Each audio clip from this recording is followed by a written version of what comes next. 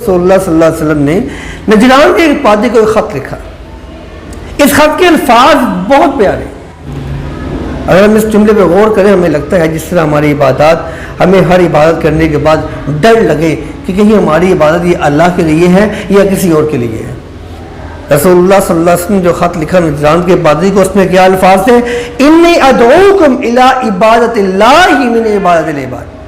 میں آپ کو دعوت دیتا ہوں کہ بندوں کی عبادت کو چھوڑ کے, بندوں کے خوف کو چھوڑ کے, بندوں کی خوشنودی کو چھوڑ کے, بندوں کے سامنے جھکنے کو چھوڑ کے, بندوں سے معروف ہونے کو چھوڑ کے اللہ کے سامنے جھکیں, اللہ کی خوشنودی حاصل کریں, اللہ کے لیے نیک اعمال کریں, اللہ کے سامنے جھکیں, اللہ سے ڈریں. آج ہمارے بہت سارے بھائی جو سیاستدانوں سے معروف ہوتے ہیں, حکمرانوں سے معروف ہوتے ہیں, ان سے ڈرتے ہیں, ان کی خوشنودی کے لیے اعمال کرتے ہیں, ان کی خوشنودی کے لیے نیک اعمال بھی ان کے نام کر دیتے ہیں.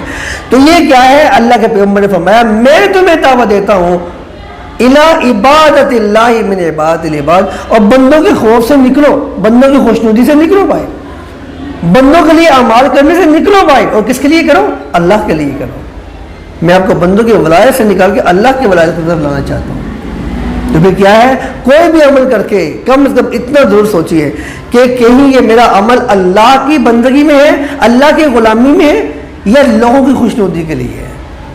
یہ عمرے کو پبلک کرنا, یہ عبادات کو پبلک کرنا, اب قربانی آ رہی ہے, قربانی کو پبلک کرنا اور اس کے اوپر فخر کرنا, نہ کہ عاجزی انکساری اختیار کرنا, یہ کون سی عبادت ہے؟ عبادت تو نام ہے عاجزی کی, بندگی کا نام عبادت ہے.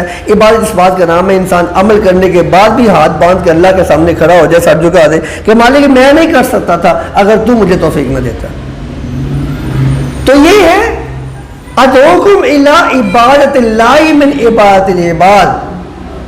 بندوں کے سامنے سر جھکانا, بندوں کے لیے نظر نیاز دینا, بندوں کو اپنا خدا سمجھ لینا, پیسے کو اپنا خدا سمجھ لینا, خواہشات نفس کو اپنا خدا سمجھ لینا اور ان کی پوجا شروع کر دینا, اس کے مطابق زندگی بسر کرنا شروع کر دینا. اللہ کا پیغمبر میں اس سے نکال کے اللہ کی بندگی, اللہ کی غلامی, اللہ کے سامنے جھکنے, اللہ کی مرضی کے مطابق زندگی بسر کرنے, اللہ کو اپنا معبود ماننے, اللہ کے سامنے سر جھکانے, اللہ کے ہی نام پہ نظر نیاز دینے, اللہ کے احکامات کے مطابق زندگی بسر کرنے کی ہمیں دعوت دینے آئے تھے.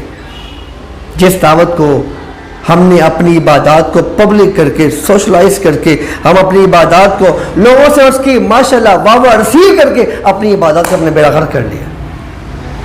اللہ ہم سب کو اسی مشن پہ قائم رکھے جو مشن رسول اللہ کا مشن تھا, ادعوکم الی عبادت اللہ من عبادت العباد. ہم عمرہ بھی کریں, ہم حج بھی کریں, ہم قرآن کی تلاوت کریں, ہم اللہ کی راہ میں اگر جہاد کریں, اللہ کی راہ میں خرچ کریں, ہم قربانی کریں, ہم صوم و صلات کی پابندی کریں, مقصد صرف ایک ہو, ہمیں دنیا سے کچھ نہیں چاہیے, ہمیں کسی بندے کی خوشنودی نہیں چاہیے, ہمیں کیا چاہیے؟